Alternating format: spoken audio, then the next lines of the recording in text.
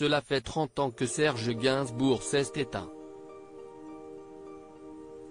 Le 2 mars 1991, le chanteur âgé de 62 ans succombait à une nouvelle crise cardiaque, la 5e, chez lui rue de Verneuil dans le 7e arrondissement de Paris. Un départ qui a énormément bouleversé son ancienne compagne et mère de sa fille, Jane Birkin. Ensemble, ils ont formé pendant 12 années un couple passionnel, devenu mythique, qui s'est finalement séparé à cause de la maladie dont était atteint l'artiste. À l'approche de ce triste anniversaire, la mère de Charlotte Gainsbourg se souvient dans les colonnes de télé 7 jours de cette journée à jamais gravée dans sa mémoire. À l'annonce de sa mort, j'ai débarqué, de Londres, à Paris. Je suis arrivé rue de Verneuil, où, devant sa maison, des gens chantaient la javanaise dans la rue. Il a fallu se frayer un chemin pour entrer chez Serge.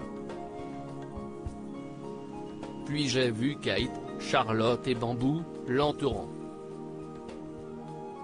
Si est-il cette vision qui me reste. Un quartier dans lequel elle dit éviter de se balader, la rue de Saint-Père, perpendiculaire à celle de Verneuil et comme le Stixa, SAE. Et pour cause, elle explique que tout ce qui s'est passé là-bas semble être d'un autre temps. Comme si cette vie appartenant à une autre personne. Si est-il étrange. Mais ma dernière vision de Serge est imprimée en moi, ajoute-t-elle.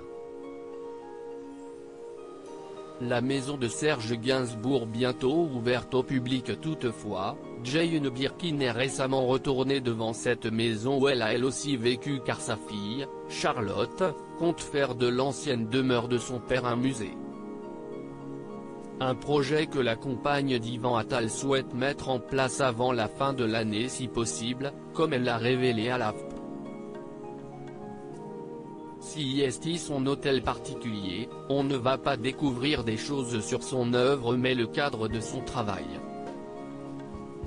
Si est lui, sa personnalité, si est assez surprenant, a-t-elle aussi expliqué.